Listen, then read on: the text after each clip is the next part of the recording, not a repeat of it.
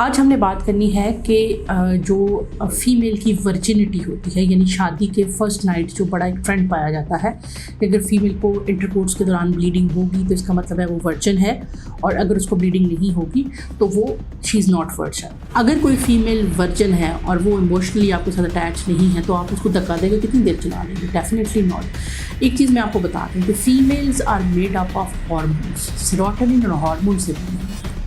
Female के बारे में हमारे मज़हब में भी ये कहा गया है कि इसके ऊपर आप सख्ती करके इसको ठीक नहीं कर सकते जब तक आप इसको इमोशनली इन्वॉल्व ना करें। खुदा ना खास्ता अगर किसी बच्ची को फर्स्ट नाइट ब्लीडिंग नहीं होती है तो as a health care provider मैं आपको ये बात बताऊं कि इसका वर्जिनिटी के साथ कोई लेना देना नहीं है। खुदारा इस चीज़ को बंद किया जाए।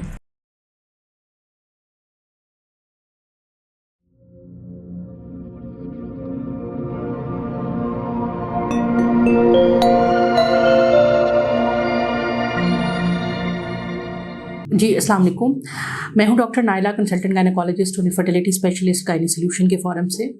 आज हमने बात करनी है कि जो फीमेल की वर्जिनिटी होती है, यानी शादी के फर्स्ट नाइट जो बड़ा एक ट्रेंड पाया जाता है कि अगर फीमेल को इंटरकोर्स के दौरान ब्लीडिंग होगी तो इसका मतलब है वो वर्जिन है, और अगर उसको ब्लीडिंग नहीं होगी तो वो शी इज़ नॉट वर्जिन। अब इसमें ये है, इम्पॉर्टेंट चीज़ ये है कि ये जो टेस्ट हम कर रहे हैं ये इंतहाई क्रूड टेस्ट होता है, और ये कोई ज़रूरी बात नहीं है कि अगर किसी फीमेल को फर्स्ट नाइट ब्लीडिंग नहीं हुई है तो वो वर्जिन नहीं है। पहली तो बात ये हो कि WHO और ओवरऑल जो हमारी भी कानून है उसके अंदर वर्जिनिटी टेस्टिंग को बैन कर दिया गया है कि कोई भी डॉक्टर को ये इख्तियार नहीं है कि वो किसी भी फीमेल की, चाहे वो फीमेल डॉक्टर ही क्यों ना हो, वो किसी पेशेंट की वर्जिनिटी को चेक करे और लिख सके कि ये पेशेंट वर्जिन है या नहीं है। यानी virginity checking is being band. अब एक चीज़ पे आ जाते हैं कि ये क्यों बैन कर दी गई। इसलिए कि हाइमन इतनी नाजुक दीवार है कि वो बाज़ औक़ात फॉल, प्ले और जिस लाइफस्टाइल में आजकल स्पेशली बच्चियां रह रही हैं, अब आजकल की बच्चियों को अगर आप देखें तो they are playing games, they are getting married late, शादियां लेट हो जाती हैं, और उसके अलावा भी लाइफस्टाइल जो है वो बहुत सारी बच्चियों का बिल्कुल ऐसा होता है जैसे लड़कों का होता है। तो उस सूरत हाल के अंदर अगर आप हाइमन को देखते रहेंगे कि जी हाइमन इंटैक्ट है या नहीं है, तो इसका मतलब ये है कि आप अपनी बेटियों का, अपनी बहनों का कॉन्फिडेंस शटर कर रहे हैं। जब किसी बच्ची की शादी होती है तो मेरे पास 2-3 केसेस इस तरह के आए हैं कि वो मेरे पास पेशेंट लेके आए कि आप हमें ये बताएं कि ये इस पहले से जो है वो इसके कोई ताल्लुकात तो नहीं थे, आप मुझे चेक करके बताएं। तो मैंने उनसे माजरत की, मैंने उनसे कहा कि ये चूँकि हमारा डोमेन नहीं है और ना ही मैं आपको बता सकती हूँ कि इस बच्ची की पहले शादी हुई है या पहले इसका कोई रिलेशनशिप रहा है, क्योंकि अगर इसने आपसे ये सवाल नहीं किया कि आपका पिछला क्या रिकॉर्ड है, डाटा है, तो आइडियली अगर ये आपके साथ शादी में आई है तो ये डेफिनेटली आपके साथ लाइफ गुजारना चाहती है, तो आप इस पे लेके इसको मैंने उसको काउंसिल किया।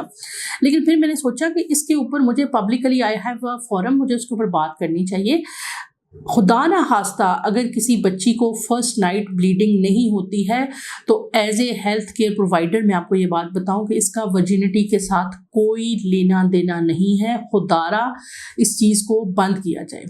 अगर किसी लड़की ने सेक्सुअल एक्टिविटी नहीं की लेकिन वो अपने हस्बैंड, वो किसी और के साथ इमोशनली इन्वॉल्व है, फिजिकली बेशक वो बिल्कुल ठीक है, उसने कभी सेक्स नहीं किया, तो मेरे ख्याल में ये भी एक बहुत बड़ा क्राइम है कि आप ऐसे बंदे के साथ ज़िंदगी गुजार रहे हैं जिसके साथ आप रहना ही नहीं चाहते हैं, दो यू आर वर्जिन।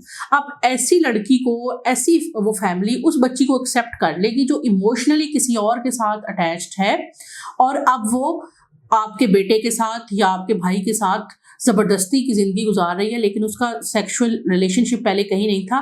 तो एक ऐसी लड़की जिसका आपको इस चीज़ का नहीं पता कि उसका पहले कोई सेक्सुअल रिलेशनशिप था या नहीं था, लेकिन अब वो नेक नियति के साथ आपके फैमिली का हिस्सा बनना चाहती है, तो क्या हमें उसकी वर्जिनिटी के ऊपर बात करनी चाहिए?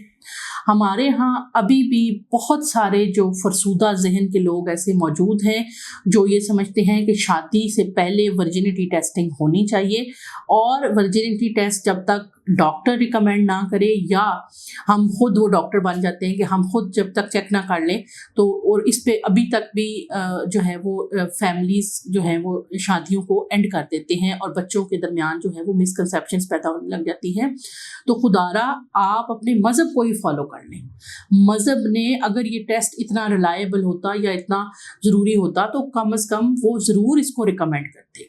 मज़हब को तो हम में से बहुत कम लोग मानते हैं, हम गोरों को फॉलो करते हैं, तो वो भी इस वर्जिनिटी टेस्ट को नहीं मानते। वो कहते हैं कि ऐसा कोई टेस्ट दुनिया में एग्जिस्ट नहीं करता जिससे कि वर्जिनिटी की टेस्टिंग की जा सके फीमेल की। एक बंदी अगर इमोशनली वर्जन है, अगर वो आपके साथ रहना चाह रही है और वो नेक नियति के साथ आपके साथ, क्योंकि शादी 1 2 4 6 दिन की बात नहीं होती है, शादी एक पूरा उसने आपकी फैमिली को, उसकी आपकी नस्ल को कैरी करना है।